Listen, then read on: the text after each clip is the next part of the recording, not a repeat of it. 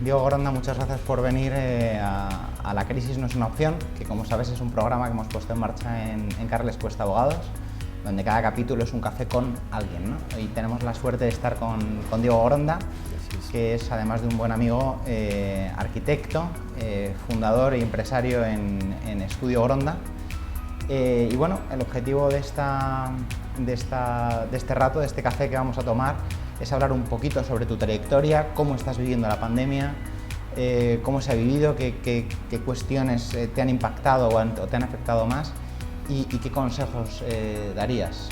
No sé, ¿cómo te encuentras? ¿Qué tal? Me encuentro bien, la verdad que muy afortunados, hemos tenido casos cerca nuestro, algunos con final feliz, otros no tanto, pero bueno, también uno para seguir adelante no puede perder la esperanza y tirar para adelante, pero bien, o sea, con los usuales hartazgos que creo que todos tenemos.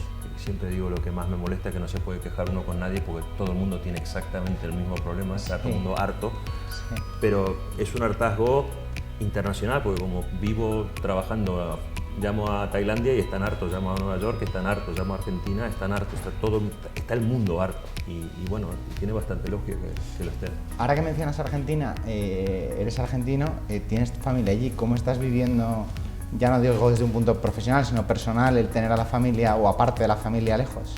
Es muy duro, como también lo es, o sea, cualquier enfermedad, pero en el caso del coronavirus, que cuando uno tiene un ser querido en el hospital no lo puede ir a visitar. Eso es una de las cosas más duras, sobre todo para el paciente. El hecho de tener gente, familia y amigos en Argentina, lo angustioso es que empieza a haber un brote muy fuerte y el no tener la incertidumbre si voy a poder visitarlo, o sea, si pasa algo, si voy a poder viajar. Yo creo que eso le pasa a todo el mundo que tiene seres queridos en otros lados, que de repente uno tiene una incertidumbre si se va a poder mover. Nos hemos malcriado tanto en los últimos 30 años de que me voy a Buenos Aires mañana mismo, vuelvo de Nueva York al día siguiente, o sea, y de repente nos tienen a todos, y ya no hablo de España, hablo de todos los países, que no se sabe cuándo va a cambiar. India ya se estaba abriendo, ahora India se está cerrando nuevamente. China era que no había ni coronavirus, ahora están cerrando Beijing.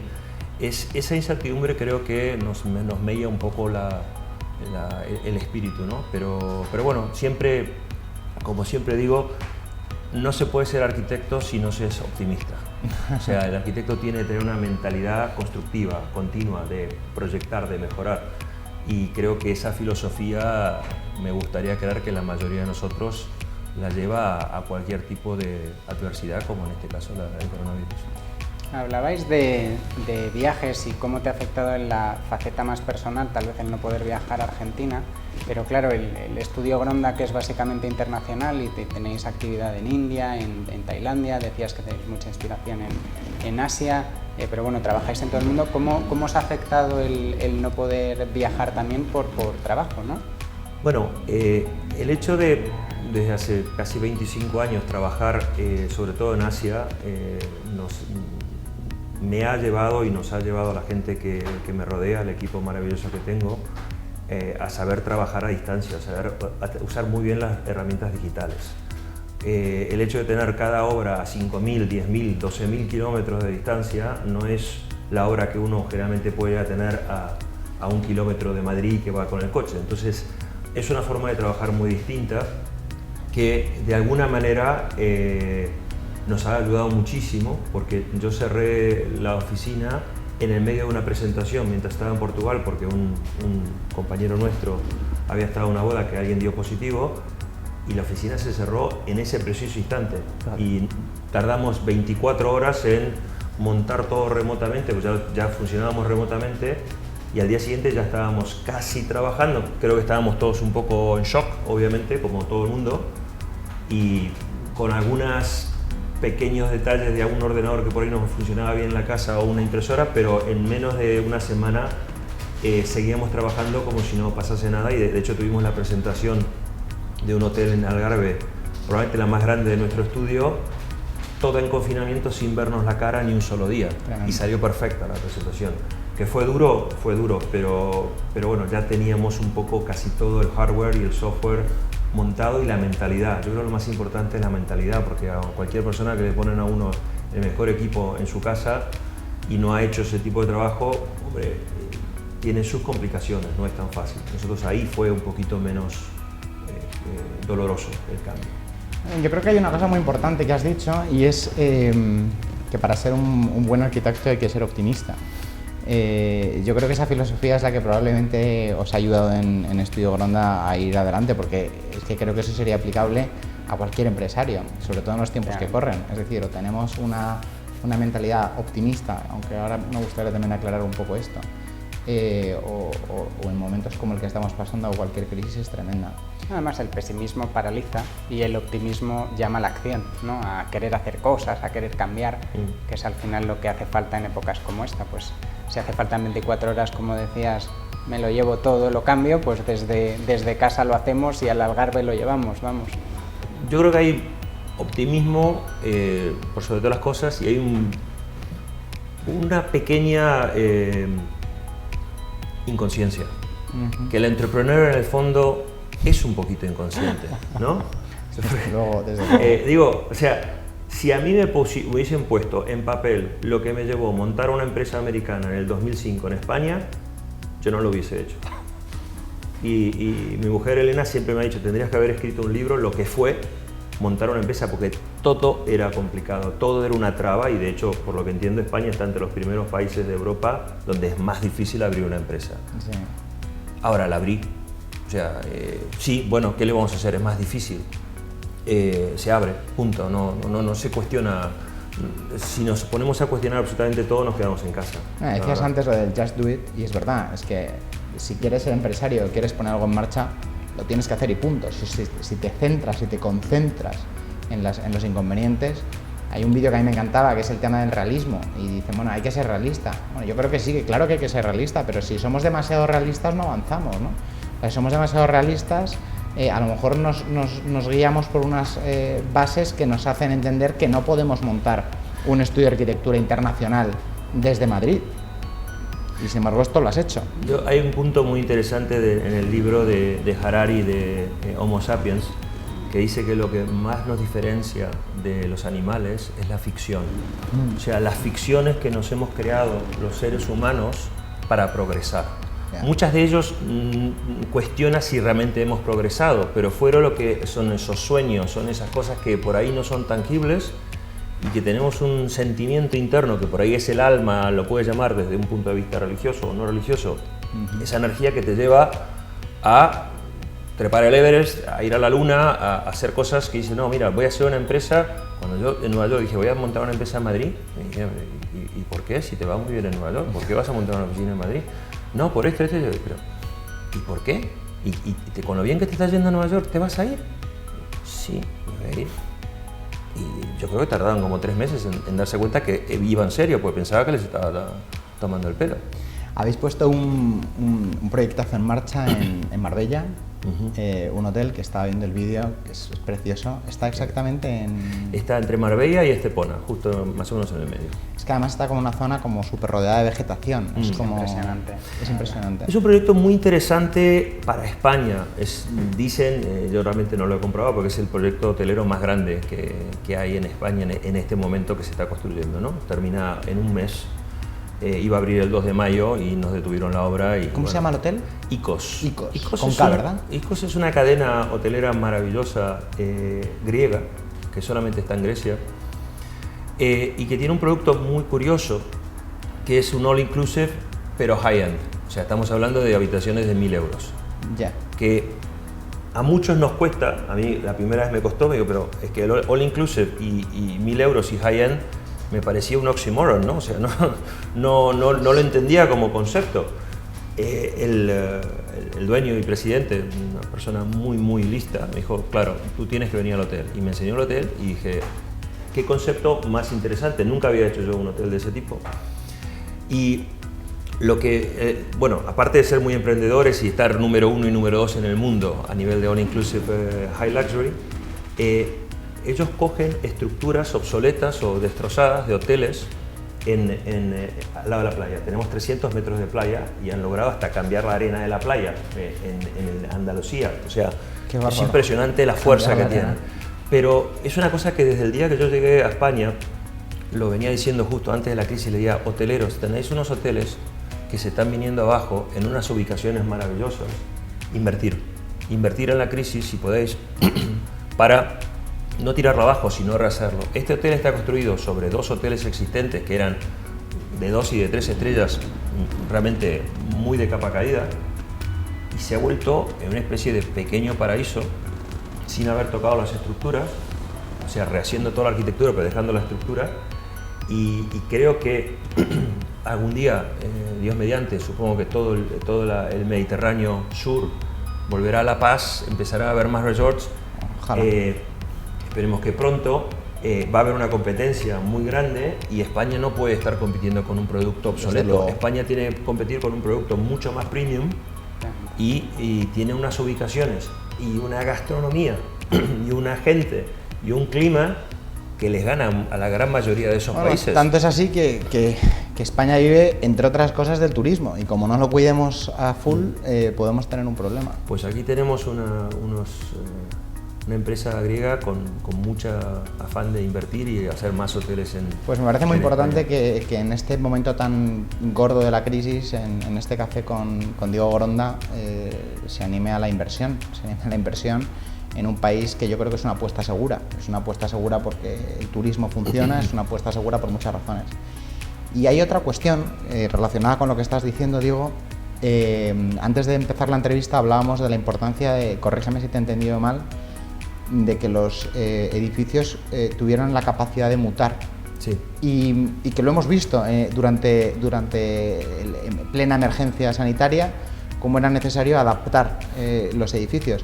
Tú eso es algo que ya llevabas haciendo mucho antes de que existiera este problema. Yo tuve una influencia muy grande cuando en Nueva York comencé a trabajar con un arquitecto muy talentoso, se llama David Rockwell. David Rockwell tiene una pasión muy grande hacia el teatro, que es una cosa que a mí me gusta, pero reconozco que no era lo mío. Y lo lleva al nivel del espacio físico, o sea, empezó a diseñar teatros y escenografías. El primer teatro fue el Teatro de los Oscars, el que se llama el Dolby, donde se hacen la entrega de los Oscars. Y fue un tema que a mí me empezó a interesar muchísimo, sobre todo el tema del escenario. No porque me gustase diseñar escenarios, sino por la capacidad de transformación que tenía un escenario que, bueno, lo podemos ver en el Teatro Real, ¿no? Un día vemos una ópera moderna, contemporánea, con una escenografía contemporánea, y al día siguiente podemos estar viendo Otelo de la manera más clásica en un mismo espacio. Entonces, cuando diseñamos en 2 ocasiones la escenografía de los Oscars, en el 2000, creo que era 2008 y 2009, claro, diseñamos un espacio físico que mutó más de 33 veces en menos de 3 horas y era efímero, o sea, duraba una noche y después... Y realmente ahí entendí bien el poder de la transformación. El paso interesante fue como a eso lo fuimos intentando, tanto con David Rockwell cuando yo trabajaba en Nueva York con él y cuando traje su empresa aquí a Madrid y cuando yo fundé mi empresa. Cuando yo fundé mi empresa pasó a ser uno de los pilares de la empresa. Todo lo que hacemos tiene que estar presentado de tal manera que sirva para A, sirva para B o sirva para C. Por más que el cliente me haya dicho que quiere A, yo ya le doy una manera de cómo eso va a transformar. ¿Cómo va a transformar? En el tiempo y en el uso. Es curioso porque una de las cosas que más hablamos José Carles y yo es de la importancia de la adaptación de los empresarios, adaptación de la gente que está trabajando ahora desde casa, adaptación de los hoteles que se han convertido en hospitales en estos tiempos, de la adaptación en general, que es muy parecido o lo mismo a la transformabilidad, ¿no? de un edificio. ¿Por qué se hizo el hospital en IFEMA? Eso es. Porque en un lugar de exposiciones es uno de los lugares que más transformación permite por cómo es. Entonces nosotros lo que estamos planteando es dejar de invertir en mármoles y en metales preciosos y carísimos, hacemos estos palacetes que son casi esqueletos muertos, pues son edificios que son tan caros y tan preciosos que no los queremos tocar. Son rígidos. Sí, pues yo los veo como cadáveres, los veo como edificios muertos, que el arquitecto, que nos han educado así, lo termina, le sacan la foto, mira qué bonito edificio hecho y me voy a hacer el próximo edificio. Para nosotros es todo lo contrario, nosotros terminamos una etapa cuando entregamos el edificio, pero seguimos en contacto.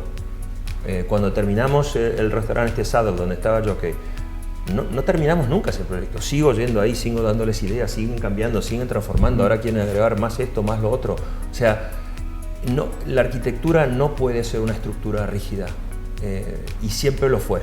Sí. Está en construcción, está terminado. No, para mí está en una constante mutación.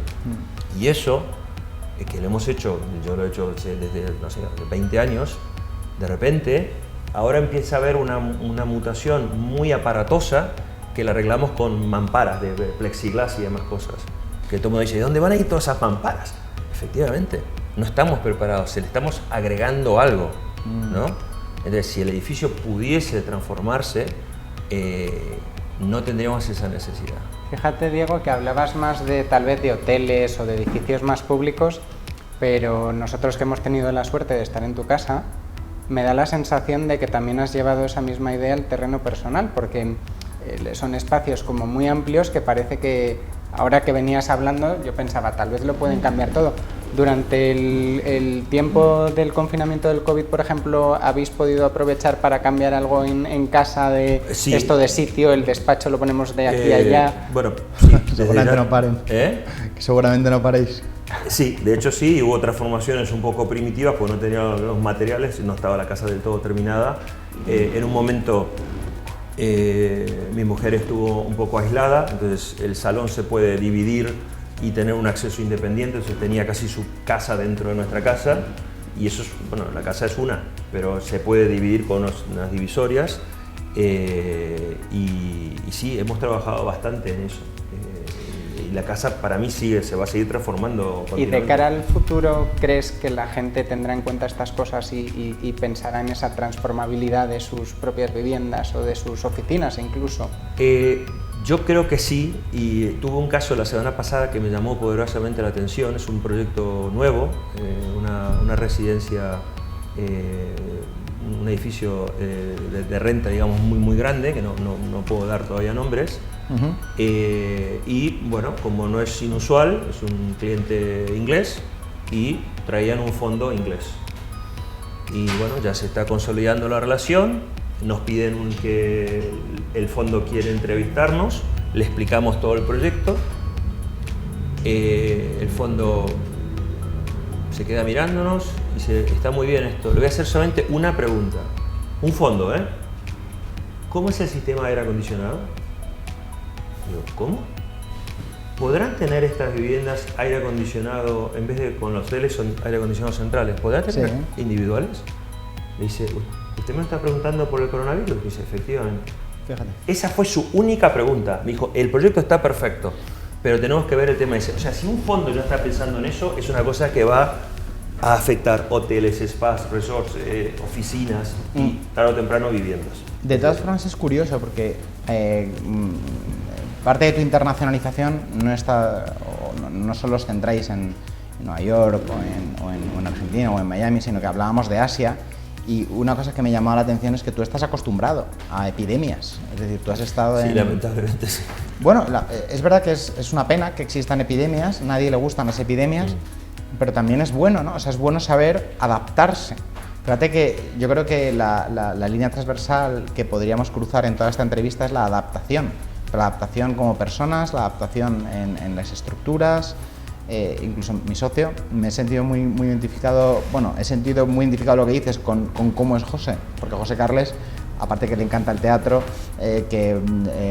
trabajó en banca de inversión y luego trabajó en Garrigues y luego ya trabajó en este despacho que fundó conmigo, siempre ha hablado de la importancia de adaptarse. De hecho, él tiene su casa y cuando ha podido, de pronto se hartaba y tiraba un muro, ¿no? y lo hacía más grande. Es decir, esa adaptación probablemente, Diego sería bastante un arquitecto muy para ti. Sí, yo siempre digo que las casas definen tu personalidad y que igual que cómo cambias de ropa o de estilo un poco pues de unos años a otro, tal vez ves cosas que llevabas hace 10 años y piensas, madre mía, pues la casa yo creo que es igual, ¿no? Que hay cosas que en un momento determinado te sientes muy cómodo, pero que posteriormente más. Ahora mucha gente se está planteando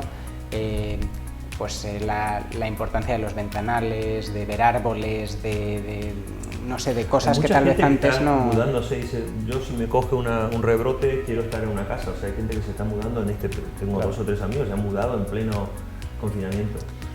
Yo creo que el tema de la adaptación, desde mi punto de vista, está directamente relacionado a la capacidad de escuchar. Me explico. Solamente nos podemos adaptar a otra cosa si sabemos escuchar. Y si estamos muy enamorados de escuchar nuestra propia voz, dejamos de escuchar a los demás. Doy ejemplos. En Asia, siempre les comento a la gente el talento que trabaja conmigo, no podéis presentar un proyecto como en España a un japonés o a un tailandés o a un indio. Yo en Beirut hablo inglés de una manera, en India hablo en inglés en otra manera, en Tailandia hablo de otra manera, con otros modales, con otros rituales.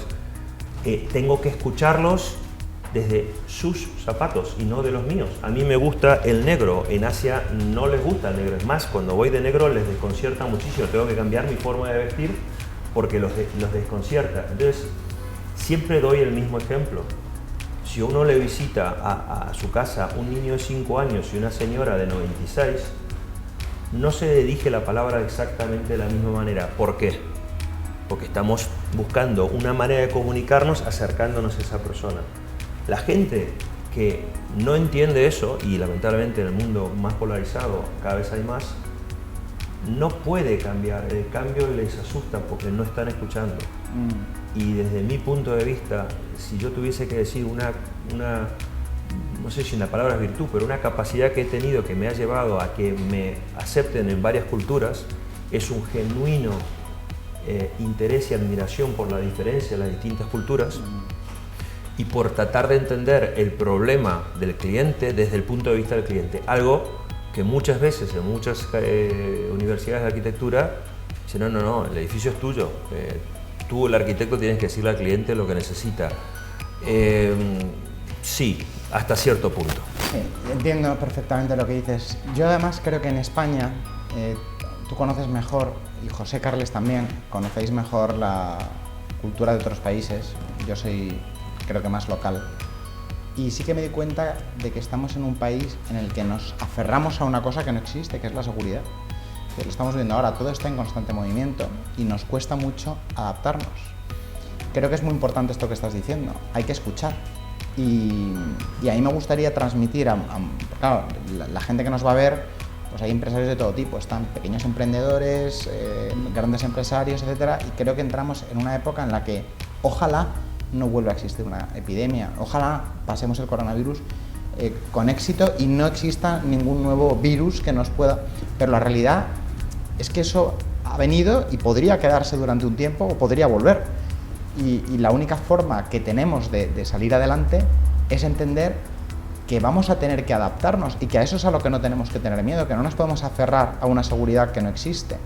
Probablemente parte de tu capacidad de adaptación es eso, es que tú has tratado con asiáticos, has tratado con gente de todos los países y has tenido incluso que adaptar tu forma de hablar inglés.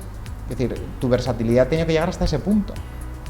Sí, admito que a mí eso me gusta, me divierte. Es importante. O sea, es casi como ser una especie de actor, ¿no? Que el actor interpreta un rol dramático un día y una comedia al día siguiente, pero no con una falsedad de actor, sino con un genuino interés de, oye, si le hablo con todo el slang americano, es que no me van a entender. Tengo que cuidar y bueno, ahí la ventaja que tengo es que el inglés no es mi primer idioma es el español, entonces manejo el inglés como un subprograma dentro del programa, entonces me es más fácil. A un americano, yo me acuerdo cuando trabajaba mucho con el grupo americano, los indios, los tailandeses, los chinos terminaban hablando conmigo. Dice, es que tu amigo americano no le entiendo nada. Es muy curioso, digo, pero si son ellos los que hablan inglés, no yo. Dice, sí, pero tú hablas inglés de una manera que yo no lo entiendo. Y bueno, en fin. Creo que la diferencia es que tú les hablabas a ellos. Bueno, está ahí ya, eso es otro tema. Eso ya, sí, la posición cowboy, que yo creo que ya es obsoleta, no Me ha gustado mucho, Diego, cuando decías que es verdad que cuando pensamos en las obras de un arquitecto, pensamos en el arquitecto y que sean del arquitecto. Y por el contrario, tú nos decías la importancia de que el arquitecto escuche. Nosotros, y en el sector de la abogacía, por ejemplo, que es un sector en el que hay ego, porque hay gente pues muy inteligente, que hay mucho ego, efectivamente lo sentía muy parecido, ¿no? Que es cuando nosotros preparamos un escrito, preparamos un juicio, preparamos una operación. En el fondo, claro, sabemos y queremos hacerlo de una manera, pero somos los arquitectos del asunto, pero no se nos tiene que olvidar tampoco que somos los que ponemos voz y que la voz no es la nuestra, somos los que ponemos la voz. Entonces me parecía muy similar y me ha parecido muy curioso también el... Yo creo que el tema del ego es un tema que nos afecta a todos. A todos. Yo lo reconozco, en Nueva York era extremadamente egocéntrico y era algo que lo incentivaba Nueva York, que lo incentivaba la cultura y el estudio en el cual trabajaba. No por maldad, o no lo digo como crítica, sino que éramos como los dueños del mundo, ¿no? O sea, el rey del mambo. Y yo creo que la pura humildad vino de Asia, que los asiáticos son tan educados que nunca te van a llevar la contra, jamás. Nunca te van a decir que no, nunca te van a decir que no les gusta, que también es un dilema eso. Es un dilema.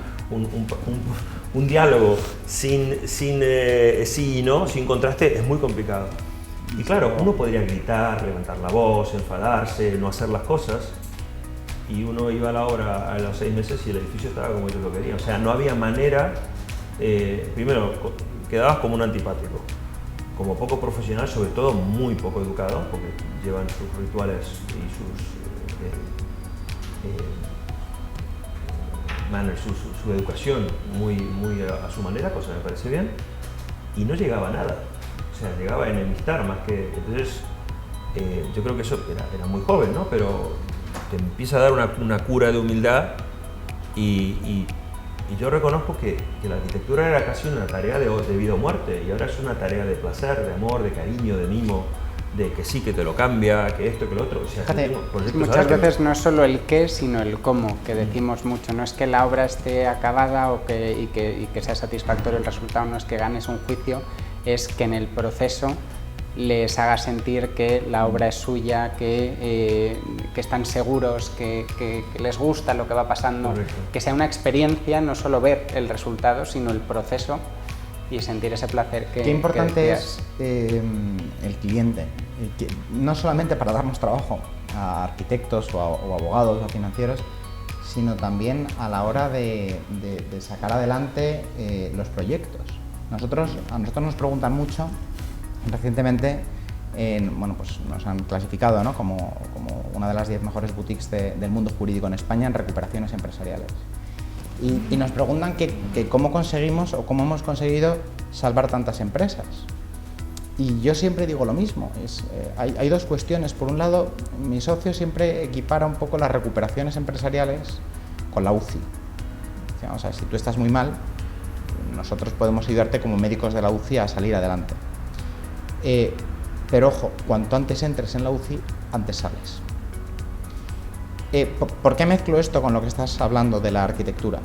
Porque es la capacidad de adaptación del cliente a reinventar, para adaptarse al medio, lo que va a determinar su éxito. Yo creo que nosotros en Carles Cuesta no hemos curado empresas, no hemos salvado empresas.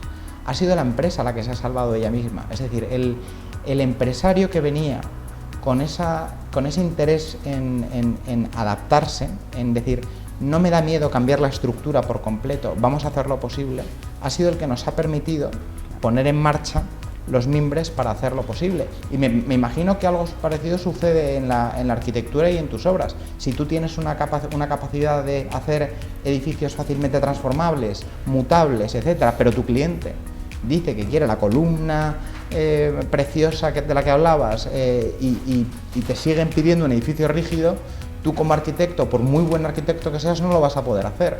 O sea, al final yo creo que el cliente es muy importante, también muy relacionado con el tema de la escucha. Es muy importante escuchar al cliente, pero también es muy importante que el cliente nos escuche.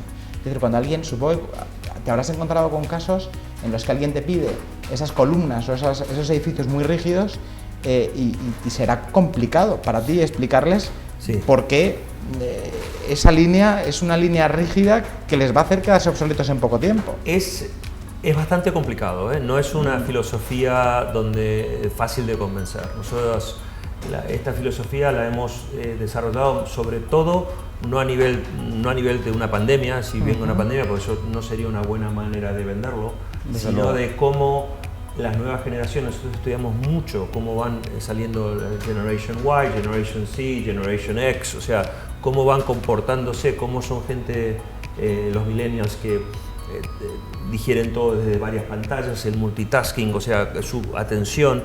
Y claro, yo no puedo pretender que los espacios que ellos habiten sean exactamente iguales a los espacios de nosotros, que somos analógicos. Absolutamente. Entonces, desde ese punto de vista, nosotros, el escuchar a esas generaciones nos lleva a decir, tenemos que hacer edificios que vayan transformándose, que yo le vendo no le vendo, pero es la palabra equivocada, pero le ofrezco al cliente la posibilidad de tener un edificio que vaya mutando para que el elemento de sorpresa, el story de Instagram, todo vaya transformándose y sea vigente, porque claro, al fin y al cabo, como siempre le digo a mi gente, son un cliente, no son una ONG. O sea, esta gente tiene que hacer dinero, o sea, no ganar premios de arquitectura y arruinarse. Tienen que hacer dinero porque es un negocio.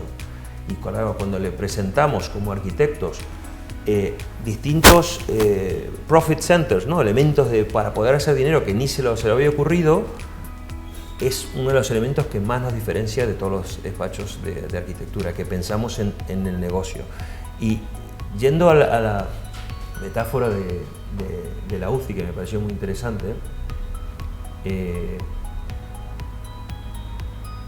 sí, está en la virtud del cliente y de curarse, pero yo le agregaría que tú, al ser el médico que lo vas a tratar, yo mido cuánto tiempo me va a llevar a mí estar verdaderamente en los zapatos del cliente. O sea, si yo tardo 6 meses, el proyecto me va a costar carísimo, porque voy a estar cambiando, porque le estoy errando. O sea, para mí, el conocer al cliente, en hacer las preguntas correctas, que es lo que un buen médico hace, es hacer bien las preguntas, es pedir bien los análisis cuanto antes, porque la enfermedad será mucho más corta. Entonces, el escuchar, al principio, ya creo que uno con la experiencia que tiene ya es más fácil, es hacerle todo tipo de preguntas. Realmente, porque también está el cliente, que me imagino pasará a vosotros, que dice lo que quiere, pero no lo que necesita, ¿no? A mí ya cuando me vienen, quiero el mejor hotel del mundo, ya esa la he escuchado tantas veces, quiero un hotel 8 estrellas. Entonces yo la pregunta le hago es, bueno, muy bien. ¿Usted quiere 8 estrellas para impresionarme a mí, impresionar a la gente? ¿Usted realmente quiere un 8 estrellas? Y el último me lo dijo, que era un proyecto en Azerbaiyán, me dijo, no, yo quiero un hotel 8 estrellas. Digo, vale, no vamos a poder trabajar juntos. Nosotros hablamos mucho de los proyectos que tienen las personas cuando montan un negocio y cuando vienen al despacho a asesorarnos para que expandamos ese negocio o para que recuperemos, porque están cayendo. Y tenemos dos cosas en la cabeza. La primera, es muy importante que el empresario sea feliz, aunque suene un poco, no sé, mundos de Yuppie, pero es verdad, es importante que sea feliz, que le guste su proyecto, que sea capaz de adaptarse, pero sobre todo tiene que tener muy en cuenta no solamente lo que quiere, sino que eso tiene que monetarizarlo. Es decir, ¿esto va a ayudarte a ganar dinero o no te va a ayudar? Tenemos el ejemplo hace poco de un gimnasio muy grande que quiere adaptarse a esta nueva situación sin querer adaptarse. Eso ocurre mucho, sí, donde ellos mismos son su propio enemigo. Exacto. Sí. Yo creo que el gran enemigo. Y hay pacientes que les quieres dar los tratamientos y te los rechazan. Absolutamente, sí. Que es una pena, pero bueno. A eso me refería cuando es el paciente el que se cura. Es decir, tú le puedes decir lo que quieras, pero si él no acomete, si él no te dice las cosas como son, si no entiende cómo... A nosotros muchas veces nos dicen, y yo a esto sí que respondo abiertamente, ¿vosotros cómo lo haríais? Es verdad que hay muchos abogados que en esto no se mojan, ¿no? Es como, no, yo le doy cauce a lo que me pidas, pero no, nosotros somos todos los que decimos, mira, yo lo haría de tal forma que esto funcione. Y para eso tenemos que ser un equipo. O sea, yo creo que la figura del abogado, y por lo que estoy viendo también la figura del arquitecto, tiene que ser la de un socio más. Un socio que entienda el negocio y se meta en él. No, y que haces ver cosas que el otro socio no ve, que para eso también están los socios. Es decir, que no sé si... bueno, tú además, Diego, que ves muchas empresas y que trabajas con empresas de categoría, también verás que hay gente que está dispuesta a adaptarse y a querer adaptarse, y a que si tú le das una recomendación la tampoco voy a decir la acate, pero por lo menos esa escucha que sea bidireccional, ¿no? Que hemos hablado de la escucha del arquitecto, pero a veces hace falta también esa colaboración que hablaban en algún otro café, pues que es necesaria entre el sector público y el sector privado. Y dentro del sector público o dentro, a veces parece que el arquitecto se enfrenta al dueño o el abogado se enfrenta al cliente, cuando en el fondo estamos todos en el mismo barco y oye, las sugerencias son sugerencias para crecer. Para caminar para adelante tienes que tener la pierna derecha y la izquierda en la misma dirección. Si la pierna derecha empieza a ir un poquito hacia la derecha y la otra para la izquierda, nos detenemos. Es así de simple. Yo siempre lo veo, vosotros por ahí lo veis en un deal que se firme, nosotros en el cortar la cinta del hotel, o el inaugurarlo, ¿no? Y decir, oye, qué bien quedó eso era idea tuya o era idea... O sea, cuando yo tengo esa conversación con el cliente, cuando el cliente me recibe con un abrazo después de un año de haber terminado la obra, hemos hecho bien nuestro trabajo. No si hemos ganado premios, no si hemos ganado dinero, hemos hecho bien el trabajo. O sea, la relación continúa. Al margen que por ahí yo tengo relaciones con clientes que terminé proyectos hace 15 años y nunca más hice nada con ellos. Pero la relación está ahí. Para mí eso es muy importante. Una ya de las últimas preguntas, por poner además un poco la mirada en el futuro. Ha habido un cierto parón en el periodo previo de confinamiento. ¿Cuál es el primer proyecto que vas a cortar esa cinta roja? Bueno, el proyecto de Andalucía, que abre ahora a fines de agosto, que ha sido realmente muy doloroso para haber trabajado 26 meses sin parar para abrir a tiempo en el mismo día que ellos tenían las reservas, todo, y bueno, nos detuvieron la obra, que entiendo las razones. Esa será la primera apertura, es una apertura como todo hotel del mundo, muy comprometida, porque van a recibir solamente la mitad de la gente, va a haber gente que va a querer venir, gente que no va a querer venir, pero bueno, lo que hay que aplaudir es la resiliencia de estos clientes, de este cliente en particular, ICOS, de seguir adelante, de no detener, de no poner el hotel en venta. O sea, hablaba con otro cliente libanés mío en Londres, me dice, Diego, no te puedo explicar la cantidad de hoteles que me han ofrecido. Fíjate. O sea, se están arruinando los hoteles, se están arruinando. Es muy duro. El cash flow ha pasado de normal a cero en una semana. Los cines, o sea, nuestro cliente es el mayor distribuidor de películas de India, que son los mercados más grandes del mundo, y pasaron de revenue normal a cero en una semana, a cero. La verdad, Diego, que nosotros somos conscientes de que la crisis existe, hay una crisis sanitaria, hay una crisis económica, pero queremos pensar que no es una opción, que la crisis no es una opción, y por eso estamos haciendo estos cafés. Te agradecemos muchísimo este rato que hemos pasado. Cuando hablo, y corrígeme para cerrar si me equivoco, de que la crisis no es una opción, no quiero evitar que es un problema que existe, sino que es un problema que podemos controlar mediante consejos que has dado hoy, que son buenísimos, como la escucha activa, la adaptación, la transformabilidad, no solamente de un edificio, sino de nosotros mismos, a la hora de ponernos a trabajar y a la hora de escuchar a las personas. Bueno, eso tratamos de hacer en Carles Cuesta. Yo creo que eso es lo que hacéis también en Estudio Gronda. Quiero darte de verdad muchísimas gracias. Ha sido entretenidísimo, muy formativo. Muchas gracias. Y creo que va a ser de muchísima utilidad. A mí, yo agradezco la iniciativa, me parece fantástico. Efectivamente no hay opción de detenerse. Entiendo que es como respirar, ¿no? O sea, uno se asusta y puede detener la respiración un minuto. Pero no nos queda, para seguir viviendo no nos queda otra más que seguir respirando. Y la respiración es interesante como ejemplo porque no es una cuestión de hacer gestos heroicos, grandes giros de timón. Es respirar un poquito, un poco más, un poco más, un poco más. O sea, son pasos pequeños de seguir haciendo las cosas bien, de abrir la mente mucho más. A ver, bueno, por ahí tengo que buscar negocio en las islas, porque están abriendo los hoteles antes en las islas, o en África, o en esto. O sea, realmente tenemos que ser... La crisis, como toda crisis, todo el mundo dice que las crisis dan oportunidades, tiene que ser una posibilidad de tener unos lentes más profundos para ver más lejos. Y yo creo que la persona de mente inquieta, ya sea el que vende verdura, al médico, o al abogado, o al arquitecto, creo que esa energía sale de todos ellos, es un acto de supervivencia, como el mismo respirar.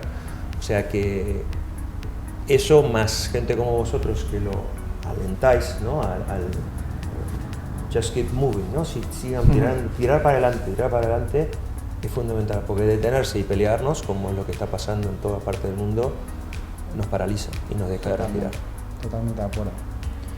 Pues muchísimas gracias. Muchas gracias. Gracias a los dos. Ha sido un verdadero placer y un honor tenerte, de verdad. Muchas gracias por invitarme.